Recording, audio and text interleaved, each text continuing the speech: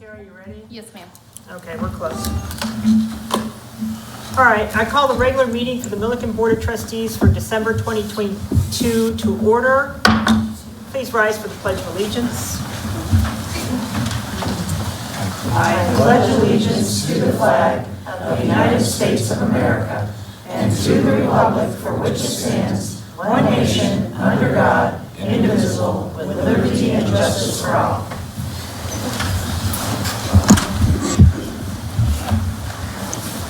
Thank you. Will the town clerk please call roll? Trustee Beckman. Here.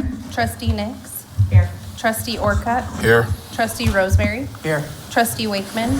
Here. Mayor Pro Tem Dean. Here. Mayor Austin. Here. Do I have any changes or adjustments to the agenda? I'll take a motion. I move that we accept the agenda as presented. A second. Town clerk, please call for a vote.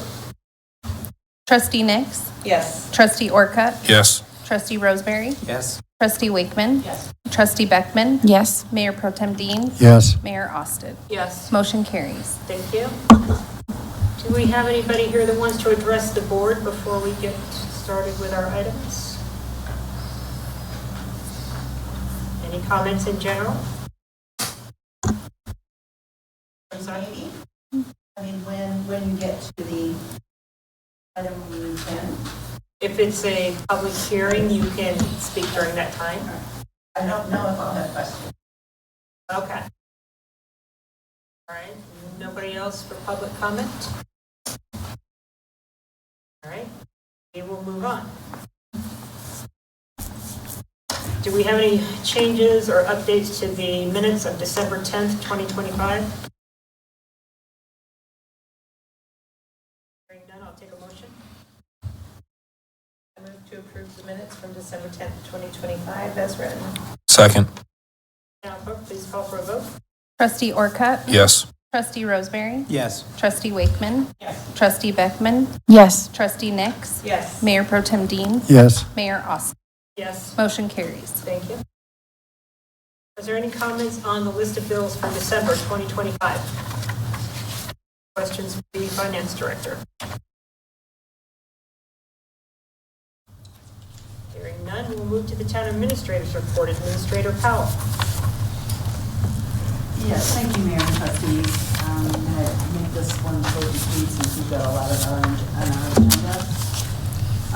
But I did want to report on December 19th, so that's Friday, the Colorado State Patrol, Milliken Police Department, and Johnstown Police Department conducted a joint enforcement campaign.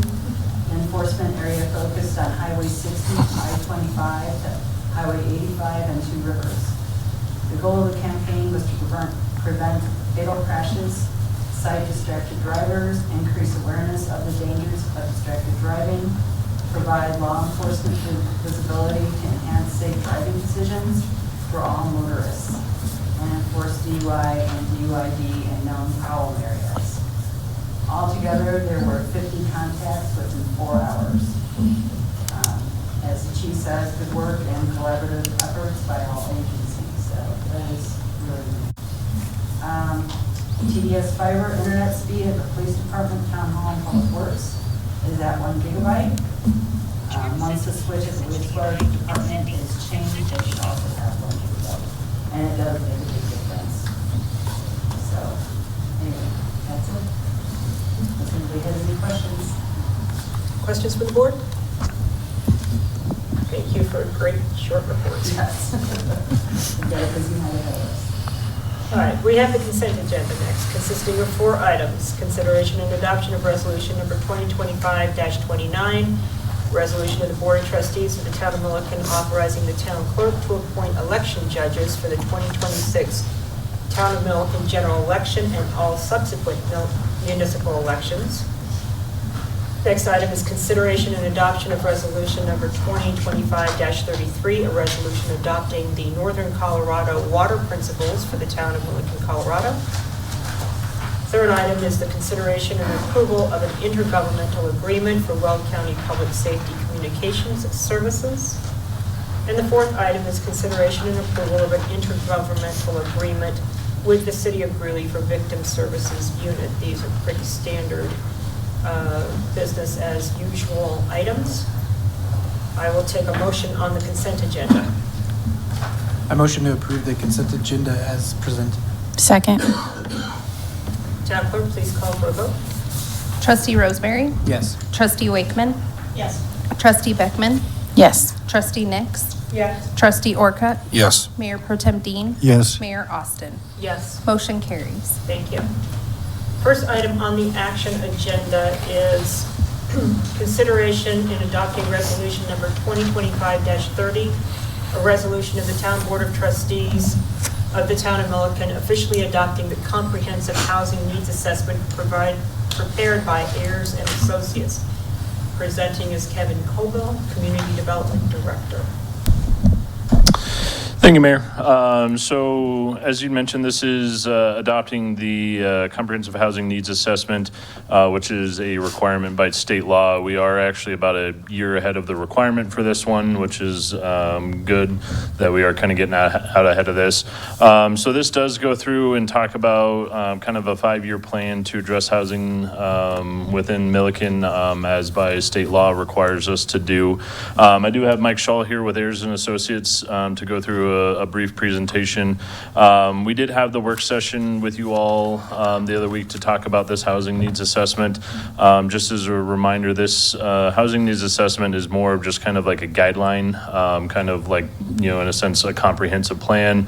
It just kind of gives some guidance to the town as to what to look for potential ordinance changes, land use code changes, things like that to help address, the housing shortage and housing needs that are needed for Milliken.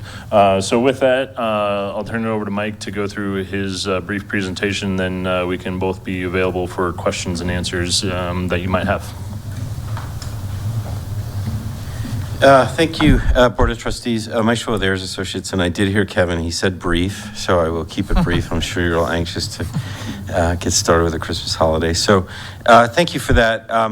And I know my colleague was here not too long ago, Carlin, to go over it. So you've already been through it, so I'll go through it quick. And then if there's any questions, I'll be available to answer them. So just real quick, key findings, look at some housing needs, go through the strategies and recommendations, and I think you have a resolution on the table as well. First, just with key findings, and I will say before we get it too deep into it, most of these things should be intuitive. I mean, you all live here, you're part of the community. It shouldn't be a shock. I hope built within that, there's a few aha moments, kind of some pieces and some tidbits of help you enlightenment as you kind of develop policy and move forward with the efforts of the town. And I start that because I say, geographic limitations and water scarcity constrain growth. I'm sure you're all very much aware of that, the challenges that you have. You're not unique in Colorado. Obviously, water is kind of front and center. I was just looking at the cost of Colorado Big Thompson shares, and they're kind of in, when I started the business, I wish I'd have invested in water. I'd be retired. They're like $55,000 to $70,000, which is causing a lot of challenges with those upfront costs for development. You're also limited by land. I mean, you kind of, you've got one main developer that kind of controls most of the ground. We did talk to them and gain some insight kind of in what they're thinking. And they're, they're developers, and, I think just like any developer these days, so much of it's influenced by kind of predictability and commodity pricing and interest rates and in the market right now. So I think things are a little bit slow, but I know my impression was that, I think once things start to change, they're going to look at probably move forward with some more housing development. Go on to the next slide. The next kind of finding, you're dominated by large single-family homes. 86% are single-family, and 91 of those are over 3 bedrooms. Though 48% are 1 to 2 person households, which kind of is reflective of some of the demographics, the older population, which we'll get into with the next slide. the reason why I think this is important, it's trying to understand the housing supply and how it impacts the ability of workforce housing, people to move in and obtain housing and kind of make a living and be part of the community here. The other thing, it's that the rapid demographic turnover is having a really big effect. A couple things that I point out. The population of 25 to 44 is declining, and the population of 16 over is increasing. The reason why I bring that up is because, the 25 to 44, that's your prime economic driver. That's the people that are in their highest earning potential, their families, they're buying homes, they're going to the grocery store. As I know, I have 2 teen boys, so I spend a lot of time there. And I think that's important, and the challenges, I think that cohort is declining. And I think and when I get into the kind of the recommendations, it's really not necessarily focusing on population growth, but focusing on what your population is becoming, I think is going to be equally important when you start to kind of formulate policy and land use decisions going forward. The rental units are not widely available, and you lack a dedicated affordable housing option. The rental units, it's not, you're not unique in that. I mean, given kind of your settlement pattern and your growth, and the fact that there's a lot of, I always say, housing markets are not constrained by municipal boundaries. They have no respect for municipal boundaries. And so, when you have a lot of rental units in places like Greeley and Johnstown that kind of take on that market, it's it's obviously influences some of those settlement patterns. But I think the fact that you don't have any, I think, is important when you start to think about opportunities for senior housing as seniors downsize, for workforce housing for people, or for young families that can't afford to get into that first home just yet. Because I think that's one of the things we're seeing is, that first home purchase, getting in that equity, starting that equity chain, it's harder, and families are getting in that later, and so it's having an impact on kind of household income and wealth building. You lack dedicated affordable housing options. You do have the Dove Valley Senior Community, and that's the one. It's 20 units, but I think particularly around senior housing, I think you have some opportunities for growth here locally. I think that would help kind of ease some of the supply pressures that you're having. So just moving on to the projected housing needs. I want to provide just one caveat, and I say this to every community I work in when we do this. This isn't a housing needs assessment that you would do for a housing developer. What we do and what we have to do as required by the state is provide you a snapshot of the development or the housing needs across every person in your community, across all income groups or household income groups, household sizes and ages. And I say that because if I'm a developer and I'm building housing, I'm not looking just in Milliken, I'm looking at the region. I'm trying to understand what people can afford and who would be attracted to come into these houses, and I have to go before a bank. And so it's a little bit different. And so what we try to assess, I think the number is an indicative of the strength of your market more than anything, that people are wanting to come, that you do have a market, people are wanting to move into Milliken. I think not surprising that Highway 85 corridor, I'm predicting that that's going to be the next big growth corridor on the Front Range. I think that I-25 is a little kind of tapped out and priced out. And I think a lot of it's shifting, particularly since you have access to the airport and Cheyenne and Greeley along that corridor. I think it's going to become very important in the next 10 to 20 years. And so I think you're going to start seeing a lot more. And then that's certainly reflected in the fact that you have a positive housing demand. I say I don't take that lightly. We work in other communities where it's sometimes negative. So even in Colorado, you'd be surprised. So I think it's generally a good thing. I think it definitely means people want to move here.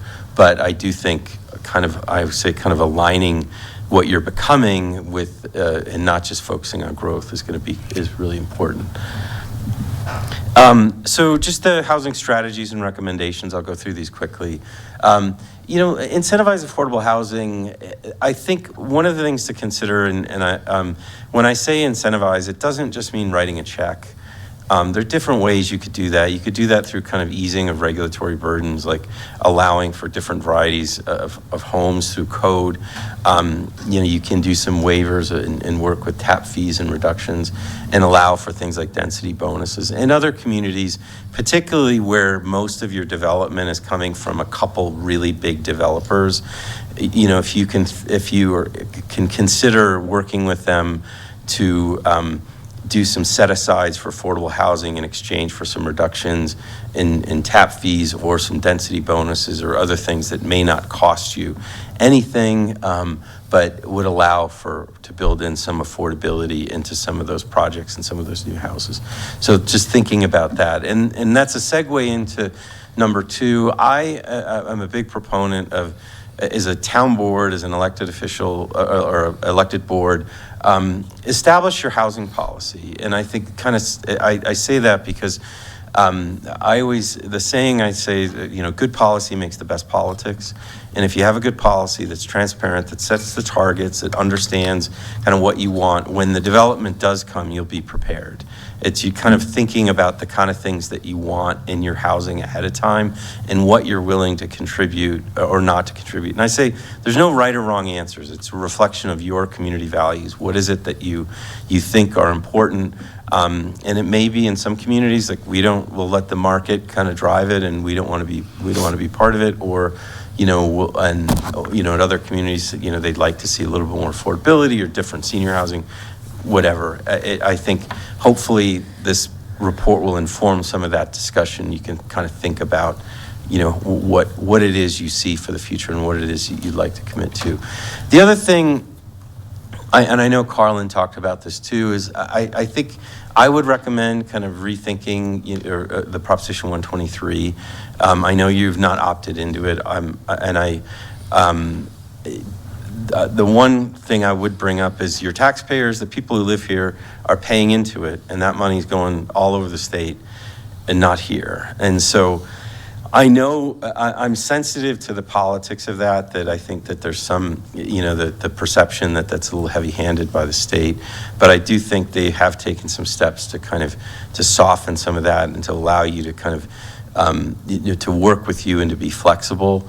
But opting into it allows you to tap into a lot more of the housing funding that's available out there, and it allows the Housing Authority, which I know they're working to do more and to try to kind of build their profile and become the developer for affordable housing locally. And I think for them to do that, being able to tap into some of that funding will be important, but they can't do it, or they won't, much of it they won't be eligible for, so long as you're kind of in that opt-out status.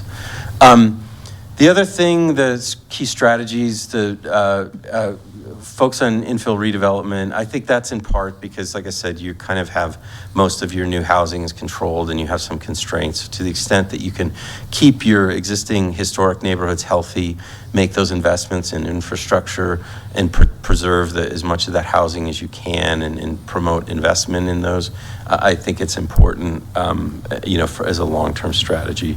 The other two, encourage market rate senior and multifamily development.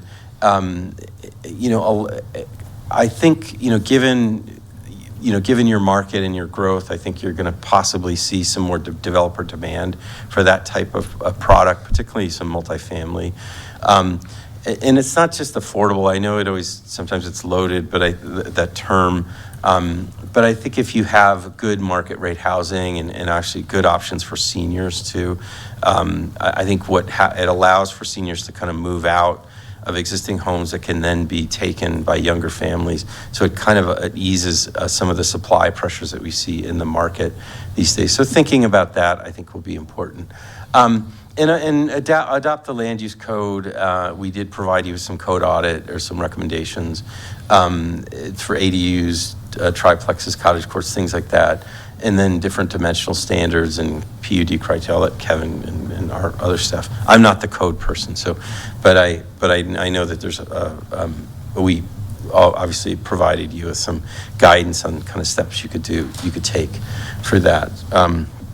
So that was the last.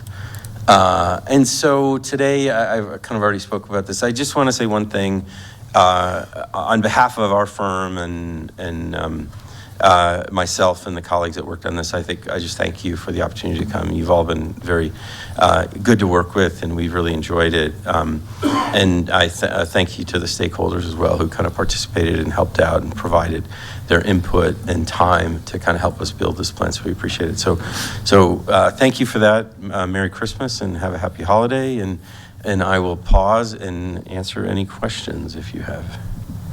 Questions from the board? Trustee Wakeman?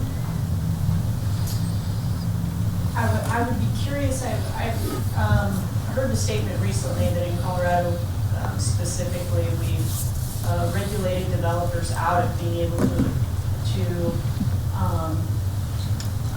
supply an affordable product in terms of requiring 3-bedroom, 2-bathroom houses.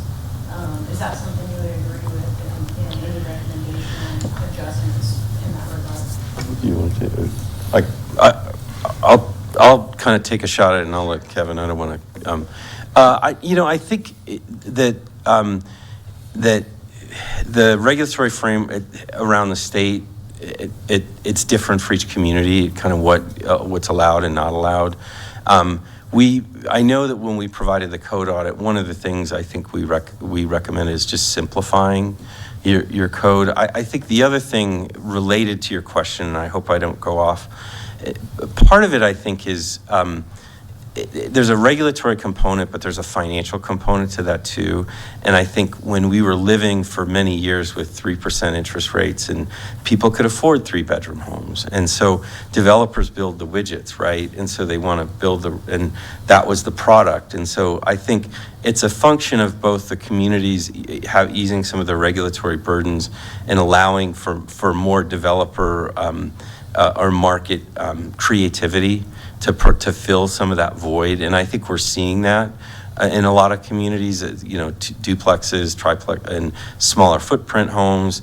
But I think on the other half of that equation too is, banks, they finance a mortgage and they have certain things that they finance. And so I think it's a combination of factors, but certainly to the extent that you control the regulatory environment here, I think that there's some things some improvements that I think we recommend to do that. Yeah, and I think Mike kind of touched on it. I don't know if it's as much as a regulatory issue as it kind of is, I would say the nature of the area that you live in. Like Northern Colorado, as we've seen over the last decade, 20 years, it's become one of the most, sought after areas to move to in Colorado.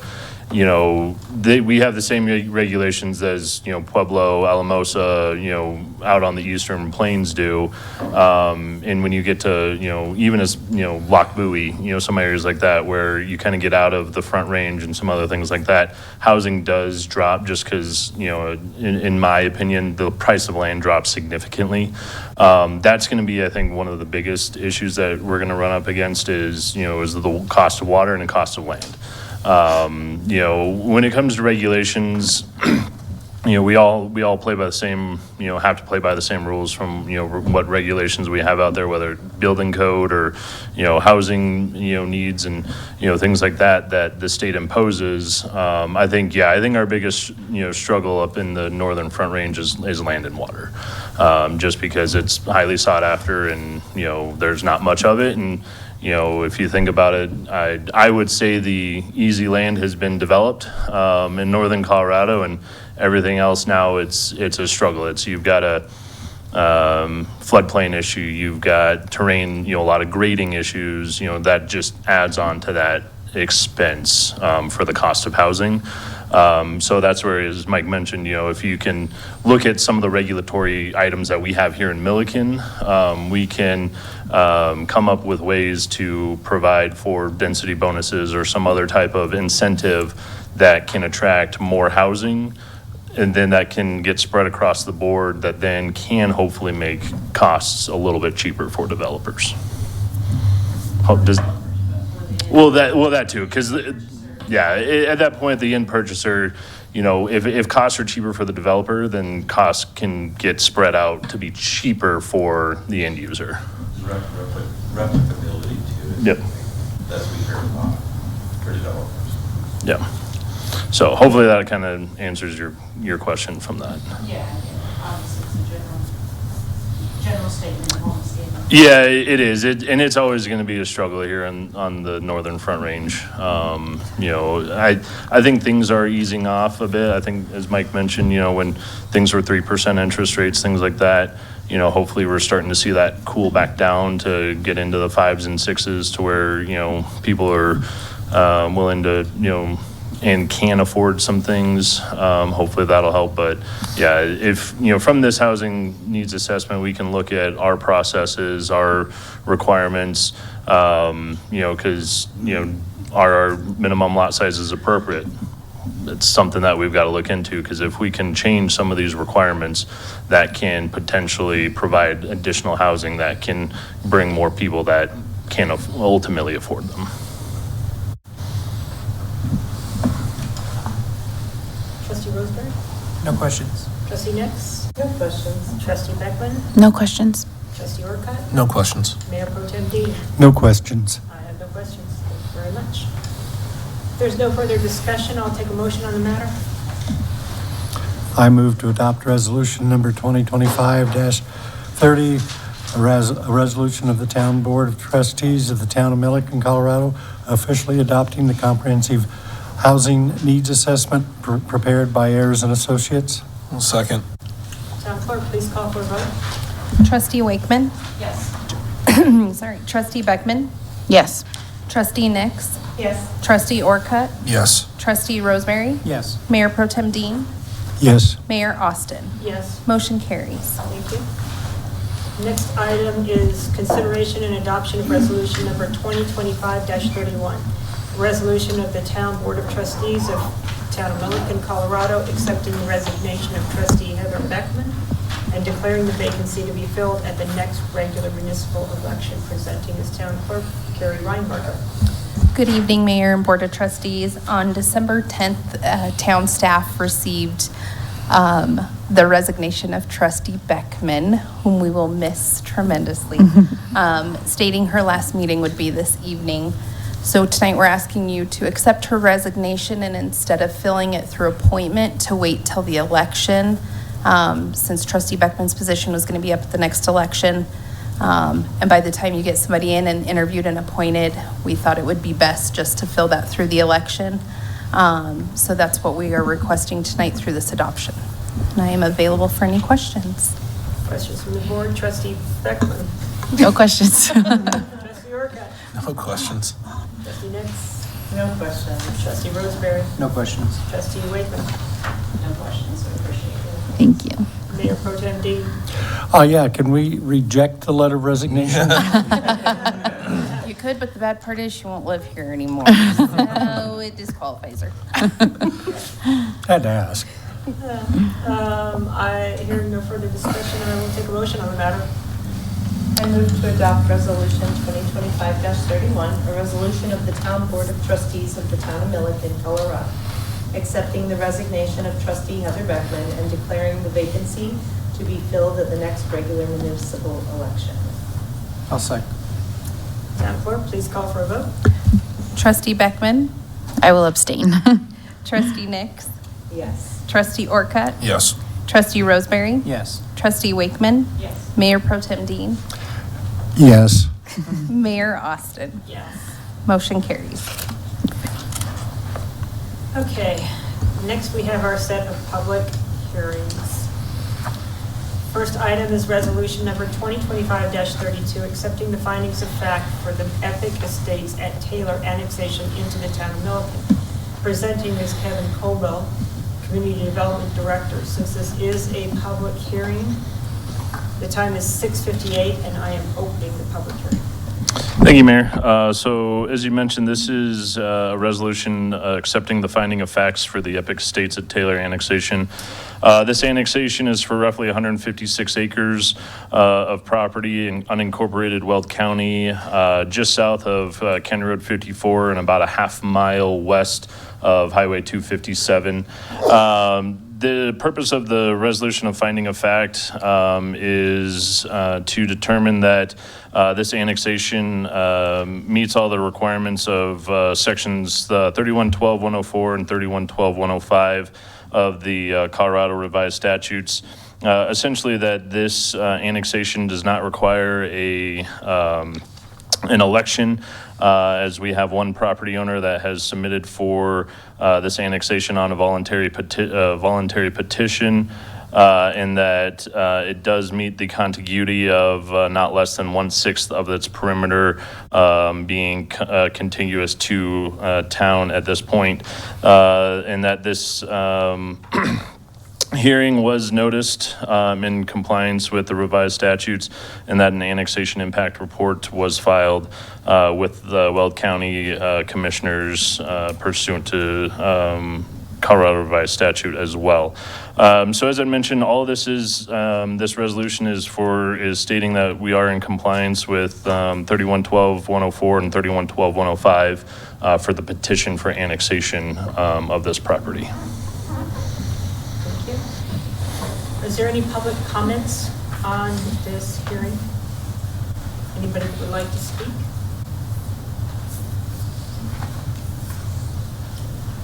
Okay. Oh, yes, we do have a speaker. Mr. Binder, is that chair still haunting you? Yes, I'd like to make a comment on it. Okay, if you could please approach the podium, state your name and address for the record.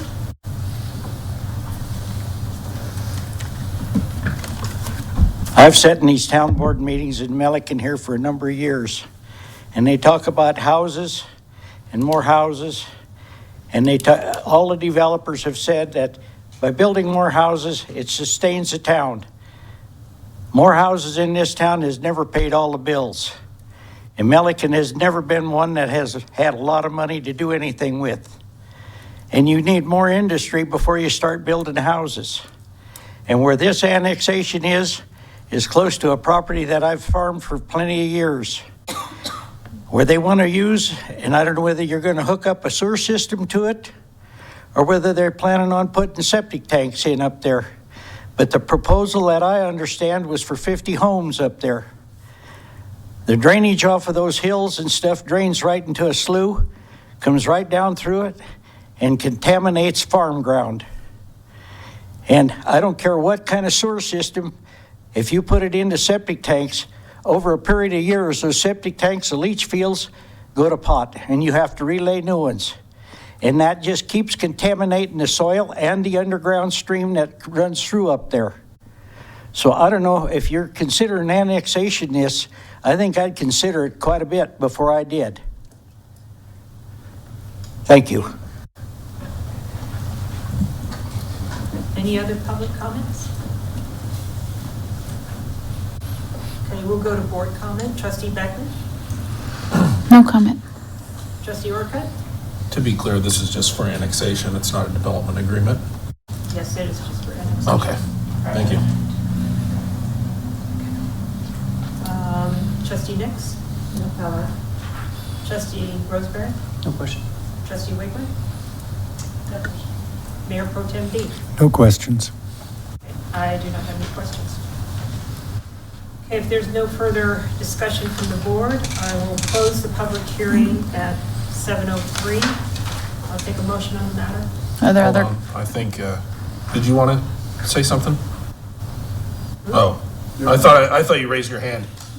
Oh, okay. I have a comment or a question regarding the development. The development or the annexation? Pardon? The development or the annexation? Well, it's all one thing, isn't it? No, right now, we're just doing the annexation. Yeah, right now, we're looking at annexing the property. So just to be clear, as Kevin, I think, stated, this is eligibility. So this resolution is entering findings of fact that would qualify the land for annexation. There is an annexation ordinance, and correct me if I'm wrong, Kevin, there's an annexation ordinance that would actually perform the annexation that is next on the agenda. Right. So this is all about annexation. But if you would like to speak, you may approach the podium if you have a comment. No, about the development, I'm probably concerned.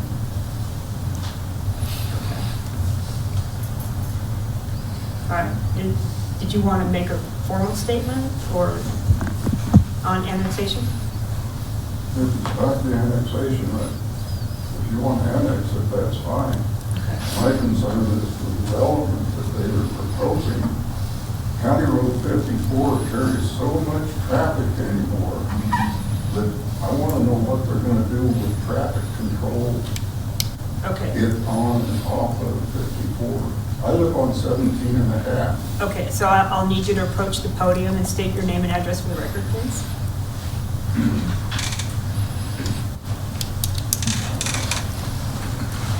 This is regarding, excuse me, the development that they're proposing there with 50 homes or whatever. County Road 54 right now carries one heck of a lot of traffic. I live on 17 and a half, and at times trying to get off of 54 to go south on 17 is a real issue because you've got a string of traffic coming at you from the west. You've got a string of cars behind you that are irritated because you're blocking them. I've seen people try to pass me when I'm trying to make a left-hand turn, pass me because they're fed up. You know, what's your traffic plan for that area? So a traffic plan comes with the development, which we're not at the development stage yet. I understand that. You said make my comments, I'm making my comments. Can you have your name and address for the record? Fred Sauer, S-A-U-E-R. Thank you. I've been a resident up here for over 50 years. Thank you. Okay, is there anybody else? Okay. The time is now 7:06 and I'm closing the public hearing. If there's no further discussion, I'll take a motion on the matter. I move to approve resolution number 2025-32, setting forth findings of fact and conclusions for the Epic Estates at Taylor annexation. Second. Town clerk, please call for a vote. Trustee Nix? Yes. Trustee Orcutt? Yes. Trustee Roseberry? Yes. Trustee Wakeman? Yes. Trustee Beckman? Yes. Mayor Pro Tem Dean? Yes. Mayor Austin? Yes. Motion carries. Thank you. Next item is ordinance number 2025-835, an ordinance approving the annexation of certain real property to be known as the Epic Estates at Taylor annexation to the town of Milliken, Colorado, located south of CR 54 and a half mile west of 257. This again is a public hearing, so presenting is Kevin Koval, Community Development Director, and the time is 7:07. I'm opening the public hearing. Thank you, Mayor. So now that the finding of fact has been established, this is now the ordinance to formally annex the property known as Epic Estates at Taylor, which is that roughly 156 acres of an unincorporated Weld County, just south of County Road 54 and half mile west of 257. As I mentioned, this property does meet the 1/6 contiguity, which is roughly 16%. This property actually represents 24% of the perimeter that is contiguous to the town limits, which does meet that 1/6 contiguity by the Martinez-Hahn property to immediately to the south and adjacent to this property. This property, which I'll touch on the next item, is requesting a state residential R1E zoning to go along with this annexation for their initial zoning. Like I mentioned, I'll touch on that in our next item. This process was started on September 24th of this year, which you as the town board initiated the resolution, which was substantial compliance to kickstart this. And then this annexation had gone through Planning Commission last week on December 17th, which did receive a unanimous vote for approval to you all at the town board. With that, happy to answer any questions for you. We do have a representative here from Western Engineering, the applicant's engineer. And what was in your packet as a concept plan is truly just an initial concept, just kind of outlining, hey, here's what a potential development could be. They do have to go through the formal process for preliminary plat, final plat, to get to a point. It just kind of shows the initial concept, nothing official with that yet. It's just that initial thought as to how the development could play out. They will have to go into depths with their full engineering after annexation for drainage, grading, traffic, things like that, which can affect that potential layout as they go forward. But yeah, that's just kind of the, hey, here's our potential grand idea for this property for development. So with that, happy to answer any questions. And like I said, we do have a representative for the applicant's team here if you have any other specific questions as well. So real quick before we start with questions, quick question for you, Kevin. Hello? Sorry. Thank you. So during the development, when you do the studies, yep, that would be the time that you would address Mr. Binder's concerns about drainage. Correct. Yep. At this time, we don't have a full, clear understanding as to what drainage does. The drainage will have to meet the historic drainage of the property, cannot exceed that. So they will have to design the site to not allow additional drainage, runoff, anything like that. So they'll have to do detention ponds, things like that to not go past that historic drainage. And that's when they'll look at what the septic sewer options will be.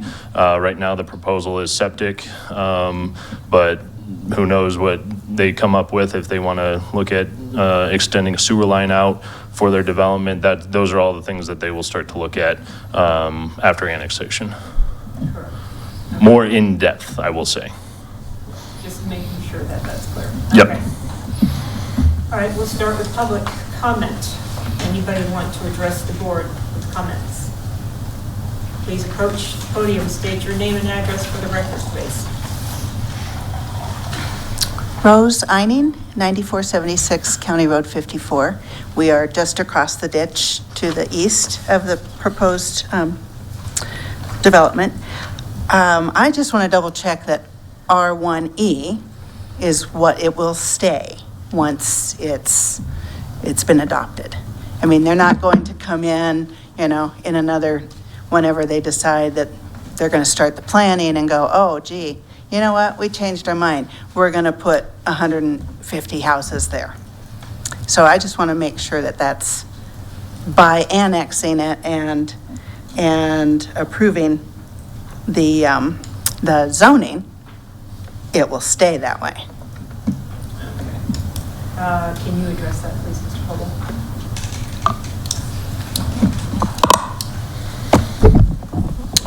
So that will be the next item, but typically zoning is always at the discretion of the property owner, and it's also at the discretion of you all.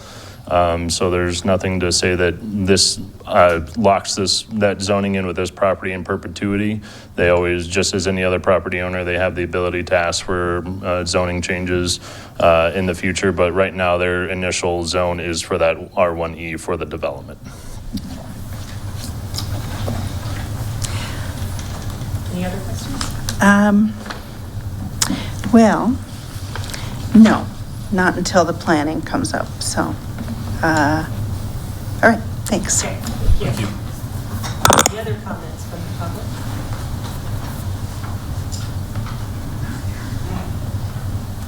Okay. Comments from the board, Trustee Wakeman. No comment. Trustee Roseberry. No question. Trustee Nix? No questions. Trustee Orcutt? No comments. Trustee Beckman? No questions. Mayor Pro Tem Dean? No questions. Okay, if there's no further discussion, the time is 7:13. I'm going to close the public hearing, and I'll take a motion on the agenda item.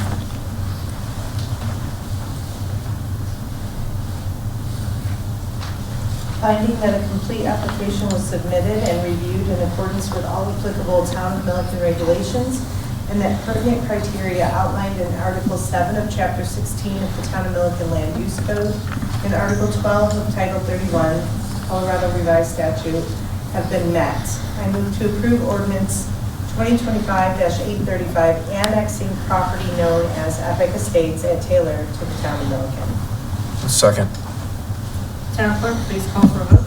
Trustee Orcutt? Yes. Trustee Roseberry? Yes. Trustee Wakeman? Yes. Trustee Beckman? Yes. Trustee Nix? Yes. Mayor Pro Tem Dean? Yes. Mayor Austin? Yes, Motion carries. thank you.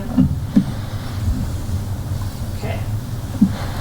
Next item is ordinance number 2025-836, an ordinance amending the official zoning map of the Town of Milliken for the purpose of zoning real property known as the Epic Estates at Taylor to the Town of Milliken, Colorado, generally located south of CR 54 and 1/2 mile west of Highway 257.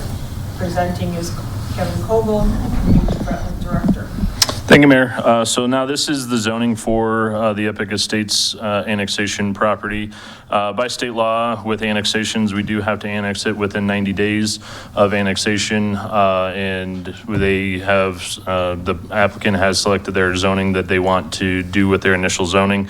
So that zoning is the single-family estate residential R1E for right now. Don't see that changing in the foreseeable future for the residential area.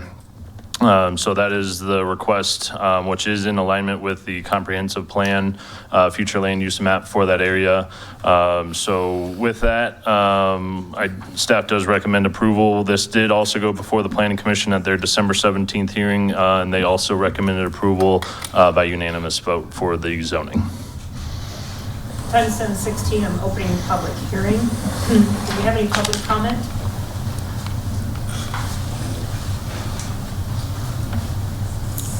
No public comment. Questions from the board? Trustee Wakeman? No specific question about this, I just wanted to let you all know that appreciate you coming and understand your concern. Hope you stay involved. Trustee Roseberry? No questions. Trustee Nix? No questions. Trustee Beckman? No questions. Trustee Orcutt? No questions. And Mayor Pro Tem Dean? No questions. Okay, if there's no questions from the public, no further board questions, the time is 7:17. I'm closing the public hearing. I'll take a motion on the matter.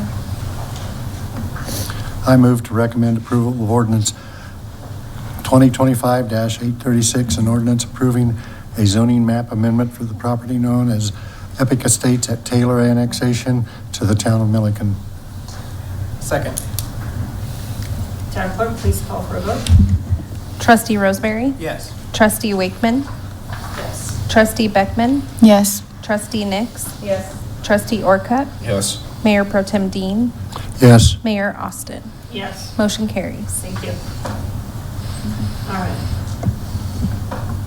11D is ordinance number 2025-834, an ordinance adopting by reference to International Building Code 2024 edition, the International Residential Code 2024 edition, the International Fuel Gas Code 2024 edition, the International Fire Code 2024 edition, the International Plumbing Code 2024 edition, the International Mechanical Code 2024 edition, the International Existing Building Code 2024 edition, the International Property Maintenance Code 2024 edition, the International Energy Conservation Code 2024 edition, the International Swimming Pool and Spa Code 2024 edition, the Colorado Wildfire Resiliency Code 2025 edition, and the International Fire Code 2024 edition, promulgated by the International Code Council.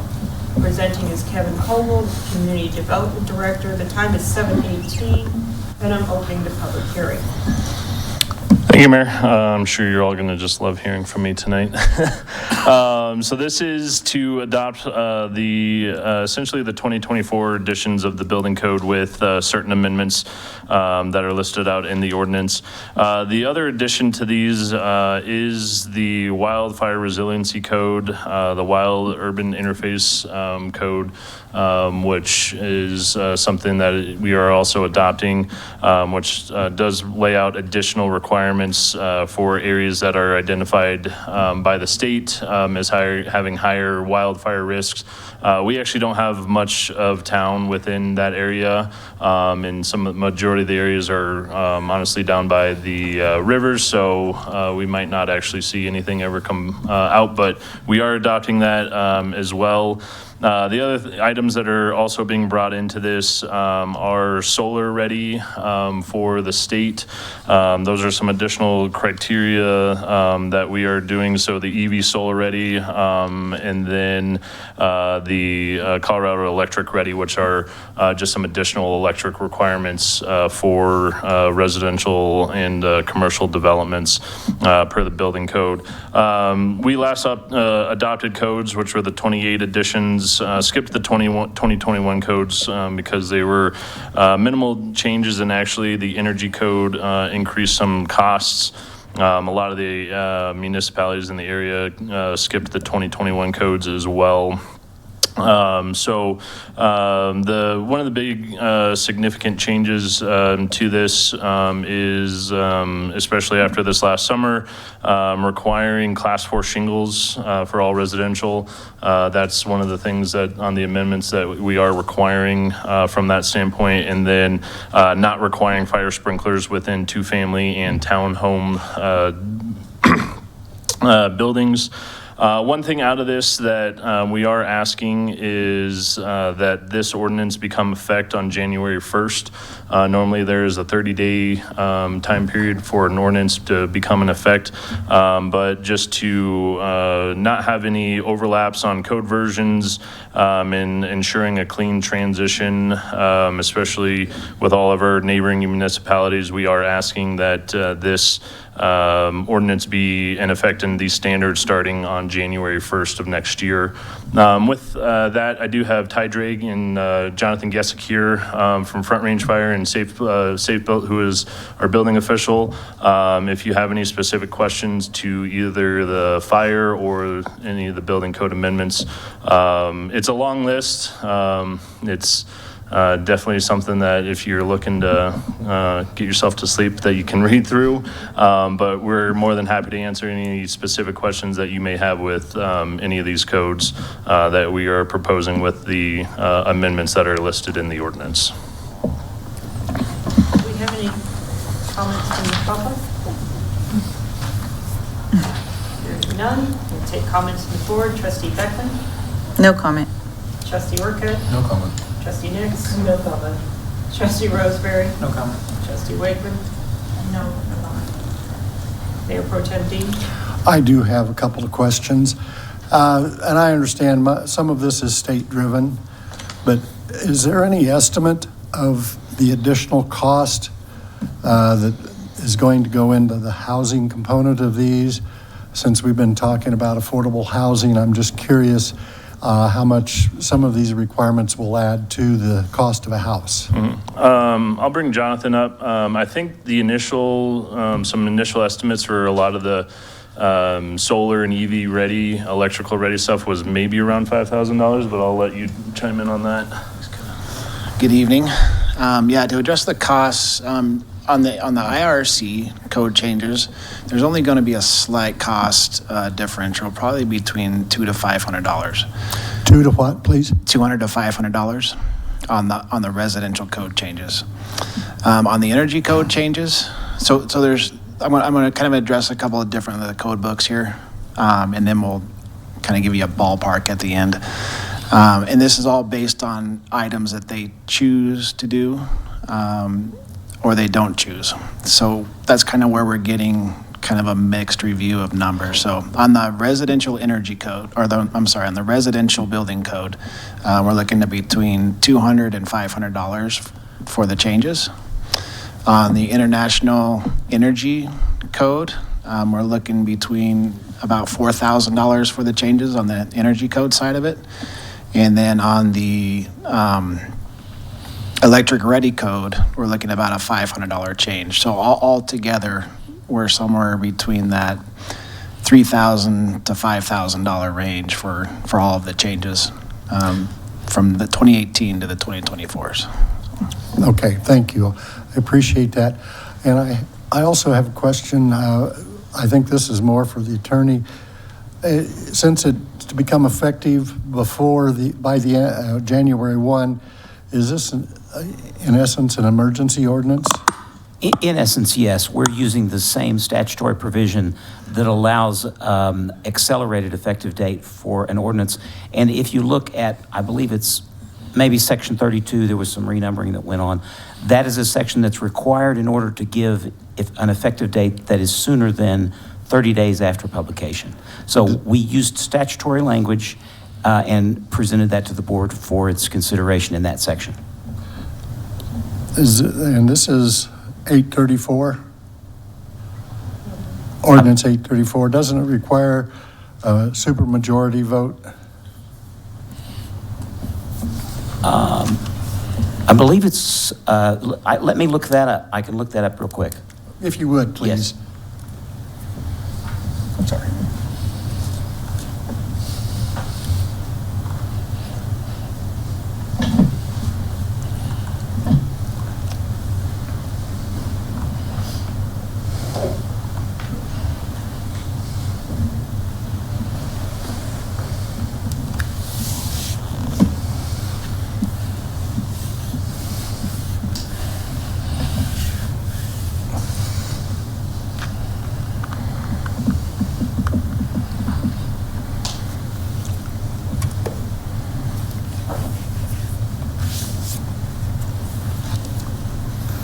Yes, 3/4 of all the members elected.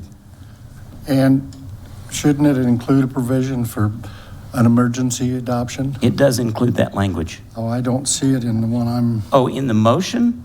Correct.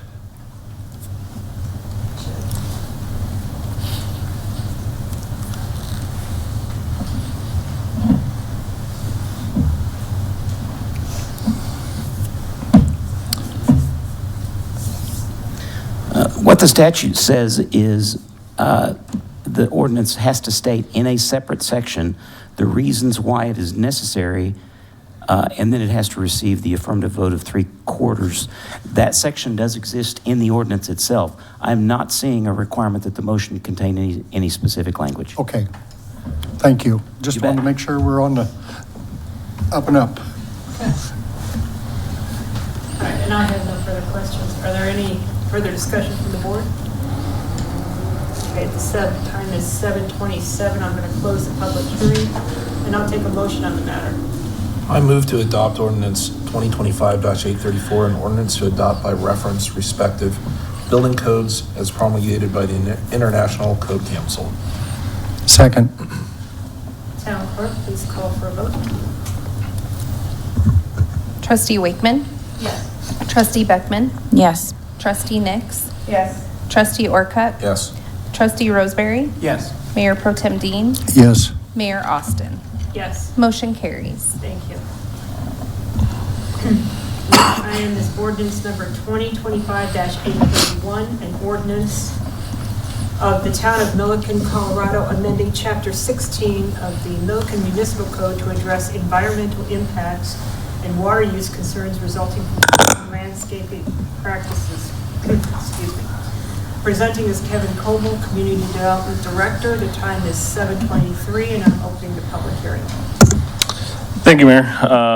So this is a ordinance that is actually coming out of two laws that were passed. The Senate Bill 24-005 and then House Bill 25-1113. Both of these bills that were passed were aimed to ensure consistency with long-term sustainability and environmentally responsible landscaping practices with development.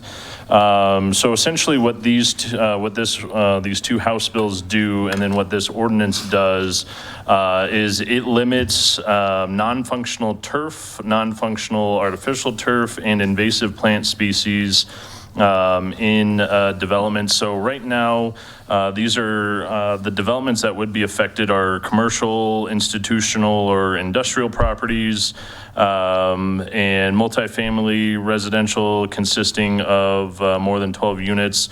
And then it also then does kind of bleed into street right-of-ways, so tree lawns, medians, all within that transportation corridor, and then common interest community properties, so HOAs, metro districts. So what this does right now is, I'm going to call this a stopgap. That putting the ordinance that's before you is kind of that stopgap, which is more or less giving the prohibition of turf grass, artificial turf, invasive plant species in those new developments for commercial, institutional, or industrial properties, or the multifamily.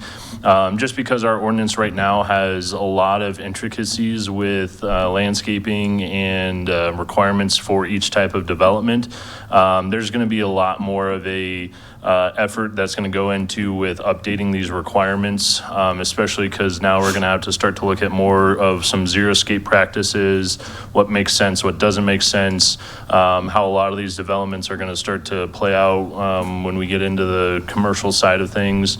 The residential is going to be coming down the line. There is a requirement by 2028 for some residential prohibitions that we have to put into place as well.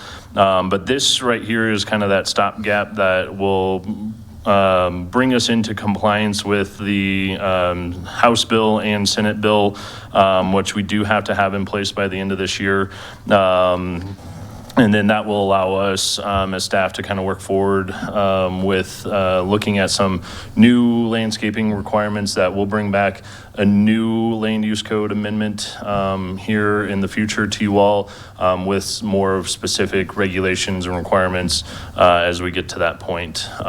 So with that, I'm happy to answer any questions that you guys might have on this one as well.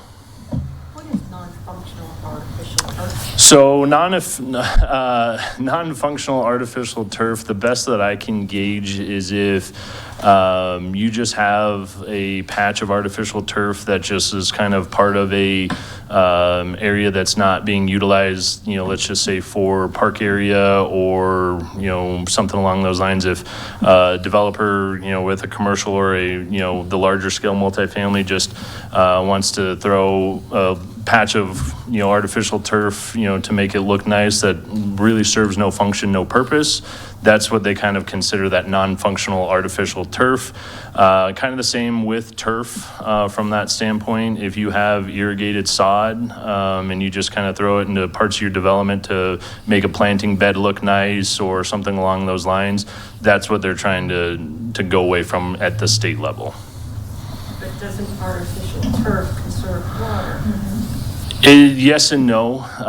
There's a lot of maintenance and upkeep that does have to go with artificial turf, and a lot of places do. A lot of them will actually do watering of artificial turf, just to either spray it off if you've got, for dogs and pets and things like that, for cleanup, stuff like that.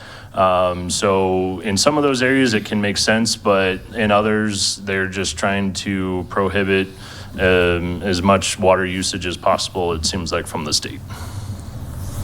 Thank you for the clarification. I know, it's clear as mud. Right. Is there any public comment? Starting with questions from the board, Trustee Beckman. No questions. Trustee Orca. No questions. Trustee Hicks. Still have a problem with artificial turf? I have issues with the artificial turf. I have artificial turf. And right now, it's just for those commercial, industrial, and institution. There's nothing on a prohibition for residential right now.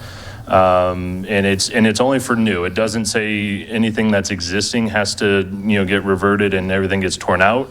It is for new development, and it's right now on those, commercial type deals right now, on that. And it is at the state level that we do have to include that as part of this ordinance. It's not one that we can sit here and say we don't necessarily agree with that and we're going to exclude it. We do have to have non-functional artificial turf listed within this. Yep. The state is unfortunately twisting our arm with this one. And it's only right now for new development. It doesn't, or redevelopment.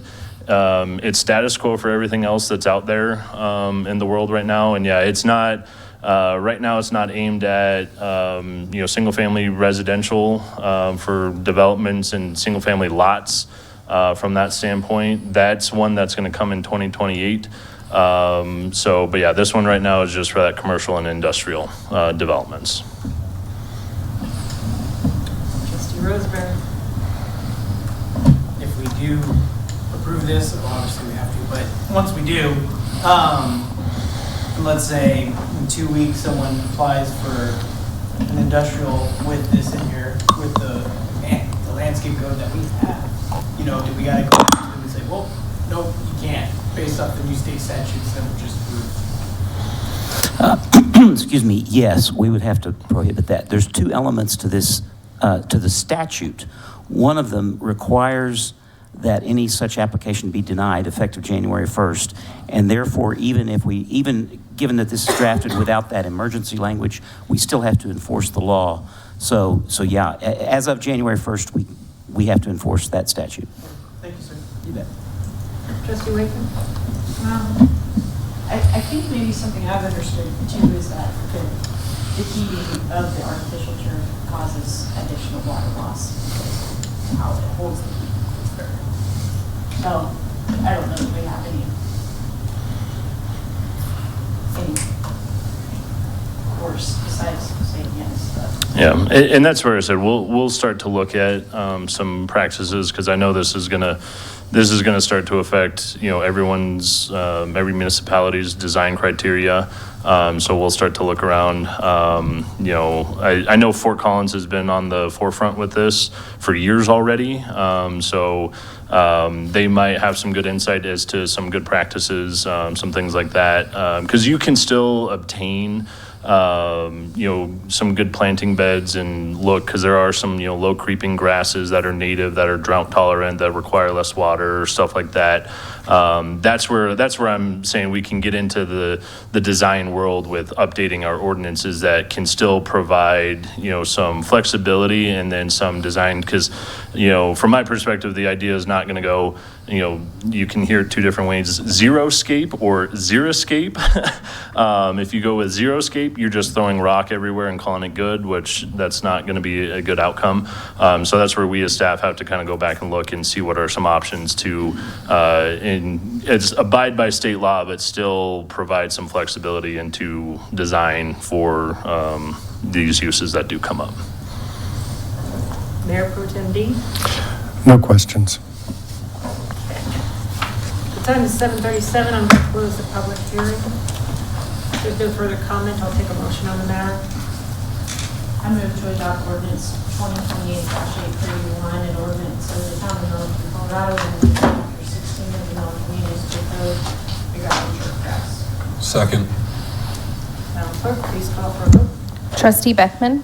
Yes. Trustee Nix? Yes. Trustee Orcutt? Yes. Trustee Roseberry? Yes. Trustee Wakeman? Yes. Mayor Pro Tem Dean? Yes. Mayor Austin? Yes. Motion carries. Thank you.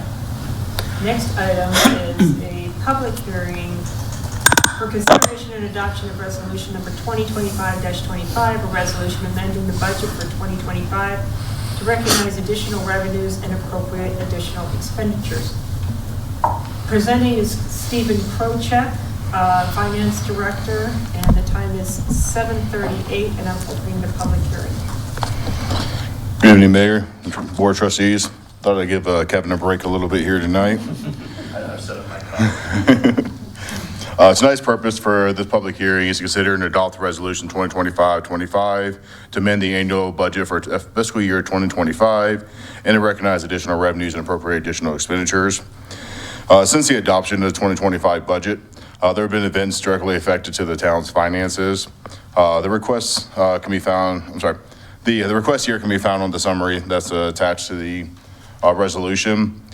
As you can see, the biggest changes in here is going to be due to a hailstorm that we had, I'm going to say back in May, I believe it was, if I'm mistaken, the month. June, okay. June 16th. A little bit before my time, just barely, you know.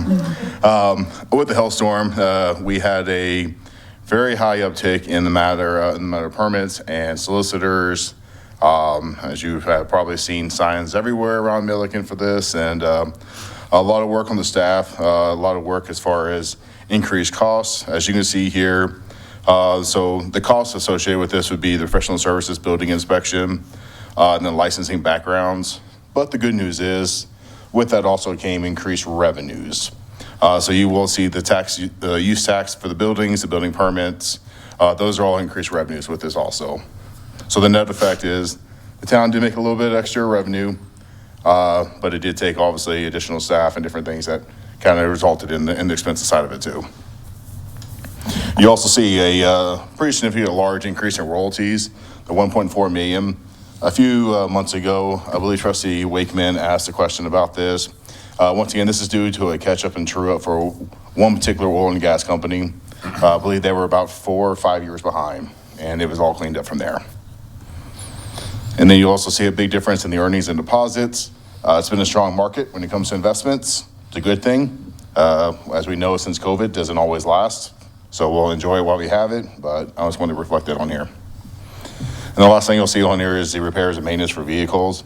There has been an increase in repairs of vehicles this year. A lot of it has to do with being more proactive in DOT inspections.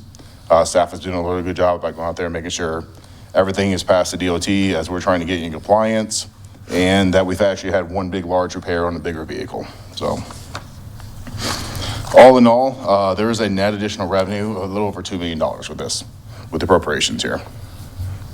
So staff recommends that the board adopt resolution 2025-25. Any public comment?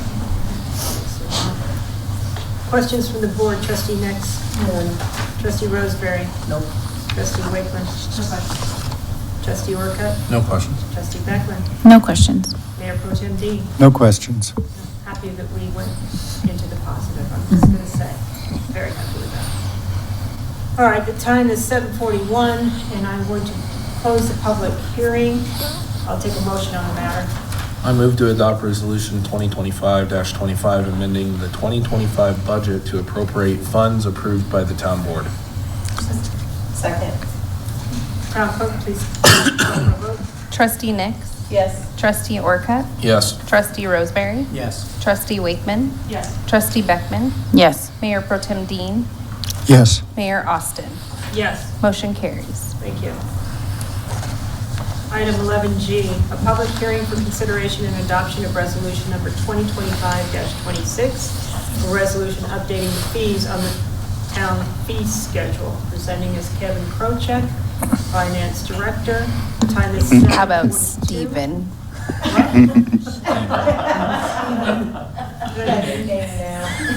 Hey, we just did most tonight. It was converted the other time. It's okay, I lived up there for all the night, so They look like twins. Presenting will be Mr. Krochek, Finance Director. The time is 7:42, and I'm opening the public hearing. Thank you, Mayor. I understand. I know you practiced my last name in the mirror many times, not my first name, so I get it. Tonight's purpose for this public hearing is to consider and adopt resolution 2025-26. It's updating Milliken's fee schedule with the following services to be general fees, water rates, sewer rates, stormwater rates, land and use deposits and fees, and building regulations. So staff will periodically look at the fee schedule and determine from surveying other municipalities and what we require in each budget process to confirm what fees we need to capture the revenue required. Some fees are updated every year, while others might be multiple years in between. So this resolution will set the new fees with effective date of January 1st, 2026. And staff recommends that the board adopt the revised fee schedule with this resolution of 2025-26. I'm here to answer any questions that anybody might have. There is no public comment since we have no public, so starting with trustee Wakeman. No questions. Trustee Roseberry. No question. Trustee Nix. No questions. Trustee Beckman. No questions. Trustee Orcutt. No questions. Mayor Pro Tem Dean. No questions. I have no questions. The time is 7:43. We're going to close the public hearing, and I'll take a motion on the matter. Move to adopt resolution number 2025-26, adopting the updated fee schedule effective January 1st, 2026. Second. Town clerk, please call for a vote. Trustee Orcutt, Yes. trustee Roseberry, Yes. trustee Wakeman, Yes. trustee Beckman, Yes. trustee Nix, Yes. Mayor Pro Tem Dean, No. Mayor Austin. Yes. Motion carries. Thank you. Wow. We made it through. That was a long one. Yes, happy end of the year. I don't remember it from last year like this. Maybe I was just feeling better. Oh my gosh. Get the names correct. Do you want to come up? I can. Yes. Now, we had an unfortunate circumstance where our plaque did not come in on time. However, that does not mean that we do not take time to recognize our trustee who, Heather and her family have made the decision to leave the big town of Milliken and embark on a new chapter on 29 beautiful acres in Iowa, a town of 800 people. Moving small town. During her tenure on the Milliken board, Heather participated in many decisions supporting the infrastructure projects that will serve the town for years to come. We are grateful for Heather's commitment to long-term planning initiatives, including those focused on water management, storm drainage systems, and road maintenance, all essential components that contribute to the health and safety of our town. As Heather begins this exciting new journey, I wish her and her family all the best in their future endeavors in Iowa. Please join me in expressing our sincere gratitude and appreciation for Heather's service to Milliken. And in addition, she brought much joy in bringing Logan to our town board meetings to participate in his own way. So we wish you all the best, Heather. Thank you so much. And I'm sorry we don't have your plaque, but we'll make sure you get it. No worries. Okay? Okay. All righty. Thank you. Thank you.